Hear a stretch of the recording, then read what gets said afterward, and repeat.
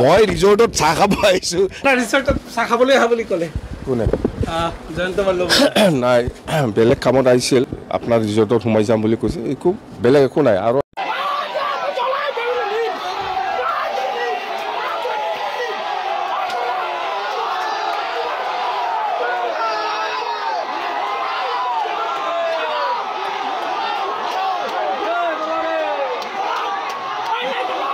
এই 60 ডলাৰ আইনটো ভুল মানে এটা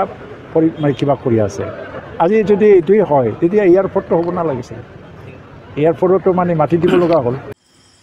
खोनाबाय रायजो राजा नोंथांमोन मा बुंदों एयारपर्टआबो जानो नाङामोन बेबादिब्ला दिनै बेखौ बानायनो होआब्ला थारमाने बिनि बादिब्ला बेखौ बानायहोथारनांगौ आरो रायजो राजाफ्रा हाखौ हगारनानै जेरै एयारपर्टखौ बानायदोंमोन। हेलौ लोगोफोर फैलायबाय आरोना मोनसे नोंथांमोननि गेजेराव भिडिअ माखासे लानानै आरोना दिनैनि बे समावहाय दिनै माबादि जामारदों जाथायफोरा नोंथांमोना बयबो नुगासिनो ससियेल मिडियायावहा ना पेट्रल लुलायलायना लानानै जिउ होनोबो थांखि लादों सोरबा सोरबा ना बेबायदि जाथायफोर जादों दिनै ना पुलिसफोरखौ होखारहरफिनलायनाय बेबायदि जाथाया जादों दिनै जोंनि बिटिआर सरकारा मानो थाखाय बेबायदि खालामबाय थाखो बर'फोरनि गेजेराव ना पुलिस प्रशासन लाबोलायनानै दिनै माबा मोनसे मावहोनो ब्रा ब्राय ना रायजोखौ नारसिननानै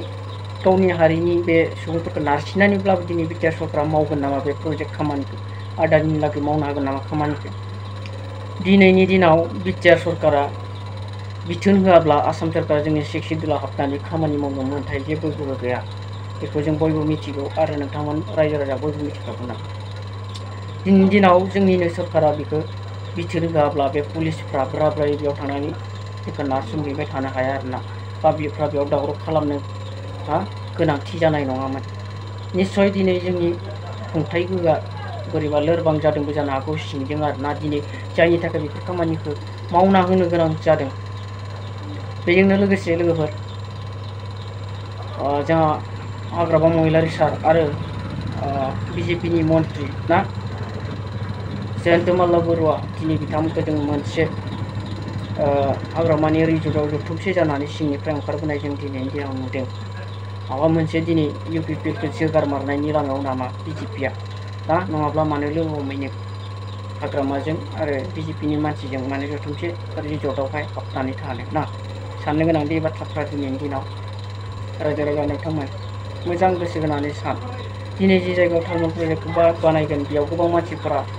बानायना मा जानो जोंनि बर'फ्रा जाम्बा जाम्बि बेफोरबायदि गैयाब्ला बोरै जौगानो होन्दों दिनै बेखौ बानायनो थांनायाव बर' न'खरनि बर' रायजो राजानि हा हु बेसेबां जे खहा जागोन बेखौ दिनै बिथांमोना सानहराखै जानो हागौ आरो ना सा साज्रां सोरनिबा सोरखौबा मोजां मोननानै सापर्ट खालामनानै बिथांमोना जानो हागौ कमेन्ट खालामदों सोरखौबा बुंदों ना नाथाय जाय न'खरफोरा जे हा गोमाजागोन बिसोरनि फारसे बिसोर सानाखै जानो हागौ आरो ना हायोब्ला गावसोरनि हायाव बानायहोब्लानो जायो आरो ना बेफोरबायदि मानसिया दिनै लोगोफोर नोंथांमोना भिडिअफोरखौ नायलांबानो जाबाय आं माखासे नोंथांमोननो भिडिअ दिन्थिनो सानदों बे समावहाय बिजेपिजों बिपिएफजों माबा मोनसे सोमोन्दो जामारदों नामा सिंजोंहाय बेजों लोगोसे दिनै उरखावगोरा ब्रह्म बिथाङा माखासे बाथ्रा बुंदों आरो ना बेखौ नोंथांमोना नायलां এইটো চাওক যে আদানীয়ে 30,000 কোটি টকাৰ এটা ইনভেষ্টমেণ্ট আনিলে আৰু আজিলৈকে আন্দোলন কিয় হৈছিলে বড়োলেণ্ড আন্দোলন অঞ্চলত ইণ্ডাষ্ট্ৰী নাই ডেভেলপমেণ্ট নাই চাকৰি নাই এই ইণ্ডাষ্ট্ৰী নাহিলে চাকৰি নাহে এডভান্টেজ আছামত আদানীয়ে বহুত হাজাৰ কোটি টকা অসমৰ কাৰণে বিনিয়োগ কৰিব কৈছে এতিয়া বিটিচি অঞ্চলতে তেওঁ থাৰ্মেল পাৱাৰ প্ৰজেক্টটো বনাব খোজে আৰু যিটো এৰিয়াত চোৱা হৈছে তাতে কিছু অংশ মানে দুটামান গাঁও তেওঁলোকে অবজেকশ্যন জনাই আছে বাকীবিলাকত কোনো অবজেকশ্যন নাই কাৰণ তেওঁৰ কাৰণে বহুত ডাঙৰ মাটি লাগে আৰু এনেকৈ বিটিচি প্ৰশাসনৰ পৰাও জবৰদস্তিকৈ জাপি দি পেলাই ইয়াত মাটি ল'বলৈও যোৱা নাই আলোচনা বিলোচনা চলি আছে যদি এগ্ৰিমেণ্ট হয় কি কি কণ্ডিশ্যন আছে প্ৰমোদ বড়ো ডাঙৰীয়া নিজে মানে ইয়াৰ আলোচনাৰ প্ৰক্ৰিয়াটো চলাই লৈ গৈ আছে তো আদানী আমাক বিনিয়োগ কৰিব আমাক লাগে আৰু যদি আমাক নালাগে আপাৰ আছাম বা মধ্য আছাম যিকোনো ঠাইত লৈ যাবৰ কাৰণে ৰেডি মাটি দিবৰ কাৰণেও ৰেডি আজিকালি ইণ্ডাষ্ট্ৰিটো মানে নালাগে বুলি কোৱা মানুহ নাই ইভেন মানে সেই সময়ত যিবিলাক বামপন্থী আছিলে কিবা আছিলে তেওঁলোকে সদায় পুঁজিপতি বা কিবা কৈ পেলাই মানে ইণ্ডাষ্ট্ৰীয়ে বাধা দিছিলে কিন্তু আজিকালি ইণ্ডাষ্ট্ৰী বাধা দিয়া মানুহ নাই তো আমাৰ বিটিচি অঞ্চলতো ইণ্ডাষ্ট্ৰী বাধা দিয়া মানুহ নাই কিন্তু দুটামান গাঁও তেওঁলোকৰ মাটি আৰু কিছুমান সম্পত্তিৰ কথা ইয়াত আহি আছে প্ৰমোদ বড়োৱে এইটো আলোচনা চলাই আছে যদি অগত্যা নহয় বিকল্প আমি মাটি পাব লাগিব তথাপিও আমি ইণ্ডাষ্ট্ৰিটো ৰাখিব লাগিব বহু মাটি 3,600 বিঘা মাটি আছে মাটিটো লাগিবই কাৰণ এই মাটিবিলাকটোতো PRF আছিলে প্ৰপ'জ ৰিজাৰ্ভ ফৰেষ্ট কাৰো নামত নাছিল এতিয়া BTCয়ে কি কৰিব খুজিছে যে এইটো মানি লোৱাৰ পিছত এটা আণ্ডাৰষ্টেণ্ডিঙত আহিব খুজিছে যিসকল পৰিয়াল আছে তেওঁলোকক মাটি পাট্টা দিয়া হ'ব এনেও মাটি পাট্টা নাই PRF হয় প্ৰপ'জ ৰিজাৰ্ভ ফৰেষ্ট তো আমাক লাগে নে নালাগে এতিয়া ইয়াত বিনিয়োগ লাগে বুলি আন্দোলন চলি আছে কিন্তু বিনিয়োগ আহাৰ লগে লগে ইয়াত নালাগে বুলি যদি উল্টা আন্দোলন চলে এতিয়া আমি কোনটো সঁচা বুলি ধৰিব আজি মানে তাৰ কাৰণে সশস্ত্ৰ সংগ্ৰামৰ জন্ম অসম পিছপৰা ৰাজ্য হৈ থকাৰ কাৰণে সংস্থাপন নাই আৰ্থিক বিকাশ হোৱা নাই তা আমাৰ BTC অঞ্চলতো এইটোৱেই এটা অভিযোগ আছিলে যে ইণ্ডাষ্ট্ৰি আহিলেও আপাৰ আসামত লৈ যায় BTCত নিদিয়ে আৰু কিবা অনুষ্ঠান আহিলেও BTCত নিদিয়ে আপাৰ আসামত লৈ যায় সেই অভিযোগ লৈতো আন্দোলন চলি আছিলে কিন্তু আজি এটা ইণ্ডাষ্ট্ৰি আহি আছে ইয়াত জবৰদস্তিকৈ কাৰো মাটি নলয় যদি নালাগে আৰু বিকল্প মাটি আমি বিচাৰিম কিন্তু ইয়াত যদি হ'ব পাৰে তেতিয়া ইণ্ডাষ্ট্ৰিৰ দিশৰ পৰা আৰু এই মাটিটো মানে দিয়া নহয় তাৰমানে এইটো 35 বছৰৰ লিজ আৰু এইটো আদানীক দিয়া নহয় APDCLক দিয়া হ'ব BTC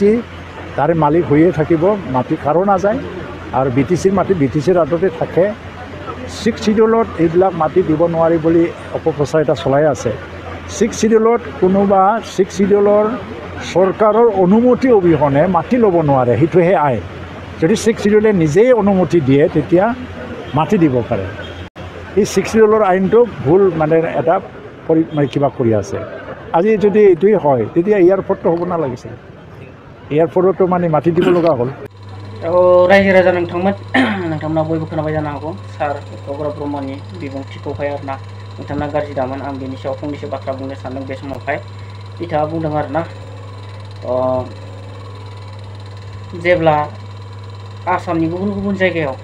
माबा मोनसे फसंथान लाङोब्ला जोंनि BTRआव BTCआव हरा होनानै दावराव खालामोमोन होननानै ना दावराव खालामोमोन होननानै दिनै मोननो नागिरनायखौ होनो नागिरनायखौ दिनै मानो लायाखै बे बाथ्राखौ दिनै बियो फोरमायनो सानदों आरोना आरो जायफोरा माबाखौ माखासे न'खरफोर दं बिसोर हानि पाट्टायानो गैयानो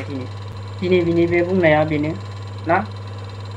आसामनि गुबुन गुबुन जायगायाव फसंथानफोर लाङोब्ला जोंनि BTCआव जोंनो मोनसे होआ माथो बेफोर बाथ्राखौ दिनै बर'फ्रा बुङोमोन सोरनिबा बे कम्पानिनि फेक्टरि बहायनाय बाथ्राखौ बुङोमोन ना जोंनियाव मानो बनायाखै होननानै जोंनो बेफोरखौ होआखै होननानै बुङोमोन ना बर' रायजो राजाफ्रा बुङामोन दे बेखौ गोसोआवला दिनै बिथाङा गावसोरनि मुलाम्फाखौ साननानै गावसोरनि राजखान्थिनि मुलाम्फाखौ साननानै दिनै ब्रायै आदानिनो होनो नागिरमादोंबा बे गोरोन्थि जागोन दे जोबोद गेदेर गोरोन्थि जायखौनोखि हाग्रामायाबो खालामदोंमोन रानदेरनो होनानै हाखौ दिनै बेखौ लाफिननोसो नांगौ हायोब्ला आं बे समाव बेखौसो बुंनो सानदों बै समाव बर'फ्रा माखौ बुङोमोन जोंनो होफैयासै जोंनो होआसै बिदि फसंथानफोरखौ जोंनो नांगौ मेडिकेल कलेज गिदिर गिदिर इउनिभारसिटिफोरखौ नांगौ जोंनो माबा मोनसे सरकारनि बेबायदि फसंथानफोरखौ नांगौ होननानै जोङो खावलायोमोन ना साइफोर बानाय स्पर्ट्सनि स्टेडियामफोर बानाय ना बेफोरबायदि नाथाय बियो दिनै बे मालायनि सोरबा व्यक्तिनि कम्पानिनि मोननायखौनो बेबायदि बाथ्राखौ बुंदों दिनै बियो दाबो नोंथांमोना BTR गोजोन गोरोबथानि गेजेरजों खालामनानै लाबोनाय बे भैरबकुन्द'आव जानो गोनां ट्राइबेल इउनिभारसिटिफोरखौ दिनै मानो खुन्थाबो गायसनाखै मानो बानायजेनाखै ना रौतायाव जानो गोनां अर्गेनिक माबाखौ मानो बानायासै नोंसोर बिदिनो गुबुन गुबुन दाब दाब जायगायाव माखासे नोंथांमोना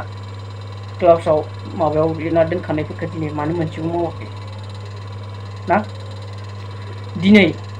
सनितपुर बिश्वनाथ ओनसोलनि गामिफोरखौ दिनै जोंनि मा धोनस्रि बियाब आरो रौता बियाबाव सोसनदों नोंथांमोना मानो सोसनदों दिनै बिसोरनो लागै मोनसे बियाब बानायनानै होनो गोहो गैया नामा नोंसोरा ना गोहो गैया नामा बिसोरनो लागै गोदान मोनसे बियाब बानायनानै होनो बेफोरबायदि सोंथिया दिनै जोंनि गेजेराव फैदों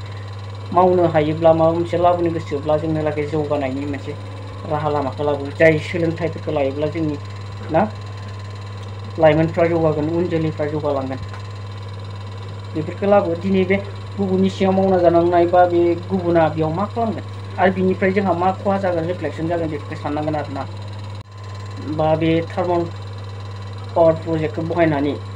जोंनि खाथि खालानि ओनसोलनि मानसिफ्रा बिनिफ्राय माबाफोर खहा जागोन नामा बेखौबो जों साननांगोन। जानला मोनला ओरैनो माबा मोनसे कम्पानि फेक्टरि बाहायनानै बेयाव खामानि मावनो बा बेजों जौगागोन बे नङा दे। आं सिगांनि भिडिअफ्रावबो बुंबोखाबाय नोंनि बे फेक्टरियाव न'खराव सासेल' मानसि मावना मोनजागोन, रिटायार जाबानो जोब्बाय नोंनि बे न'खरनि मानसिया मावनानै मोनजाला। जुदि हाखौ जोङो मोनोब्ला जों बे हायाव आंनि उन जोलै आरो आंनि उन जोलैनि उन जोलै फिरि फिरि मोनजालांबाय थागोन मावनानै बे हायाव। नाथाय बे हाखौनो जुदि सोरबा कम्पानिया लायोब्ला नों बहा थानानै जानो, बहा मावनानै जानो? हा गैयाब्ला नों मावनानै जानो हागोन नामा? सोरनिबा न'आव थानानै नों मावना जाब्ला नोंहा थाखा फैसा थागोन नामा? जोबलांबाय थागोन ना मावना जाब्लाबो दिनै न' भारानि हो, जानायनि हो, जोबलांगोन। न'खरखौ बोरै फसंलांनो? आरो नोंनि उन जोलैनि बे उन जोलैनि न' भारा थानानै बबे जायगायाव थागोन न' भाराया उनाव गोमालाङोब्ला? बेफोरबायदि आरोना। थ' लोगोफोर आं भिडिअखौ गोलाव खालामनो सानाखै, नोंथांमोना मा सानदों? मोजां मोनोब्ला लाइक कमेन्ट शेयार खालामनो हागोन ना? आरो चेनेलाव गोदानबा साबस्क्राइब खालामनो हागोन नोंथांमोना। दिनैनि दिनाव बर'फोरा बेबायदि गाज्रि थासारियाव फैफिननो हमदोंसै आरोना, जायखौनाखि BJP सरकारनि फाव फान्दायनायाव जोंनि बर' दैदेनगिरिफ्रा गब'बाय दे। दिनैनि दिनावबो हाग्रामाखौबो दिनै लोगो हमदों बिथांमोनाबा मा बाथ्रा? जुदि हाग्रामा BPFआबो BJPनि सिङाव थानानै खामानि मावोब्लाथ' मा गोहो दंबावो जोंनि बर'फोरनि गेजेराव आरोना, जेरै दायो UPPLआ गोहो गैयै जानानै दङ ना। पेकेजाव 1500 कौटि आरो 500 कौटि बेसेबां जागोन 2000 कौटि। दिनै बिनि हिसाब बिजों बेसेबां कौटिनि खामानि मावनो हाखो दिनै UPPL सरकारा माबा मोनसे हिसाब होनो हागोन ना बे फैसाफोरखौ? आं गाबोन मोनसे भिडिअ लाबोनो सानबावदों फुङावहाय, नोंथांमोना नायबानो जाबाय। UPPL लिडारफोरनि फारसे नोंथांमोना माखासे भिडिअ लाबोबावगोन, नोंथांमोना नायबानो जाबाय आरोना। थ' एसेयावनो फैबाय भिडिअखौ दोनबाय।